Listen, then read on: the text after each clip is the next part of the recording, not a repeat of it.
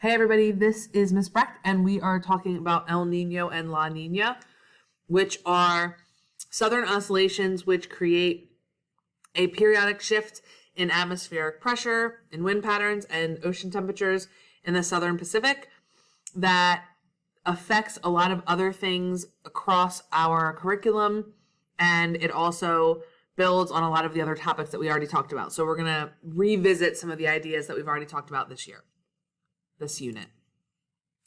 Here's our learning objectives. As we talked about previously, you need to be able to describe the environmental changes and effects that result from El Nino or La Nina events.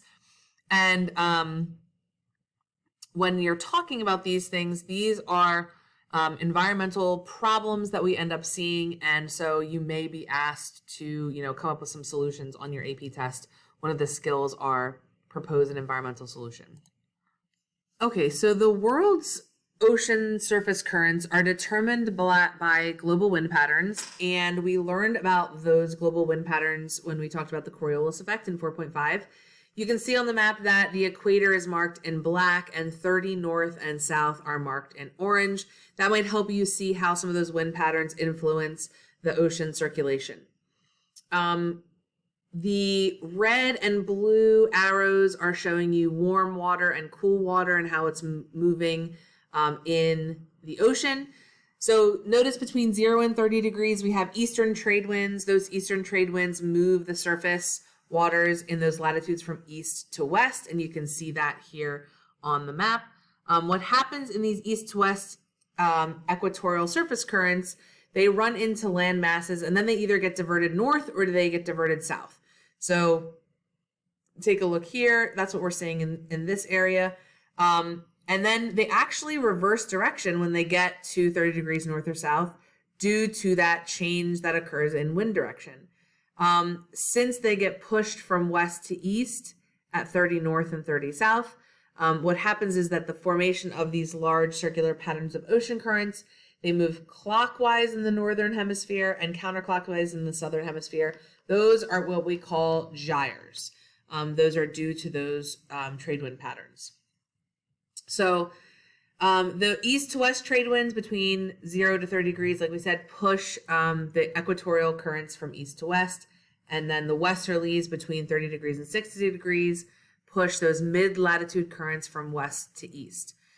In those currents, what we also see is something called upwelling. So upwellings occur when those waters are moving from this direction. Cold waters are coming up from deeper in the ocean to replace it. So as the waters are moving this way, these currents are moving in this direction, you're getting cold upwelling in those areas to replace. That's really good because it's going to bring up more oxygen. Because cold water is going to hold more oxygen than warm water. It brings up sediments and nutrients, and that creates really productive fisheries, and that allows people to be very productive in catching fish in these upwelling zones. Make sure you pay special attention to these currents in the Southern Pacific. That's what we're really focusing on today, is this shift that you're going to see in these currents.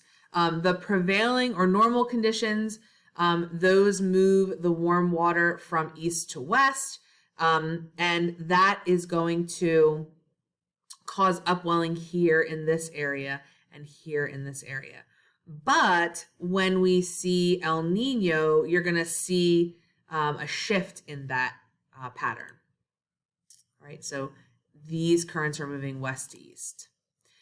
It's also important to note that you'll see thermohaline circulation. Thermohaline circulation, think of the term thermo, that means heat. Haline is referring to salt. So the thermohaline circulation is the world's oceans mixing salt, nutrients, and temperature throughout the globe. So the warm water from the Gulf of Mexico is going to move north. All right, that warm water here is moving north. It cools and evaporates as it moves towards the poles. That saltier and colder water at the poles is more dense. It sinks down, it spreads along the ocean floor, and then sinks all the way down here. It rises back up into the shallow ocean currents and creates those upwelling zones. So this thermohaline circulation is very important because it's moving those nutrients across the globe. So El Nino is the shifting of the atmospheric pressure and ocean currents in the Pacific between South America and Australia and Southeast Asia. It oscillates or shifts regularly from El Nino, which is warmer and rainier, to La Nina, which are cooler and drier conditions along the coast of South America. So this shifts that normal map that we looked at. It's going to shift it so that you actually see those currents moving in the opposite direction. So in a normal year, what you see is the trade winds blowing that equatorial water from east towards west, so this direction over here, and the cool water is upwelled off the coast of South America, which means good fisheries, lots of money. Those warm equatorial current brings heat and precipitation to Australia and Southeast Asia. That normal conditions that we see there, it brings high pressure in the Eastern Pacific and low pressure in the Western Pacific. So this is what our normal year looks like. This is the upwelling that's occurring. So those cool waters are rising here and bringing up nutrients to the surface. In an El Nino year, what you see is the trade winds actually weakening and then eventually reversing, so that those trade winds are actually going from west to east. So it's either a weakened trade wind, so they're not blowing as strong, or it's completely reversed. That brings the warm equatorial currents, bringing heat and precipitation towards the Americas. So rather than moving it away from the Americas, it's moving it back towards the Americas. It's suppressing or decreasing the upwelling off of South America, which impacts fisheries. It decreases the economy there, and you see less productivity in those fisheries along the South American coast.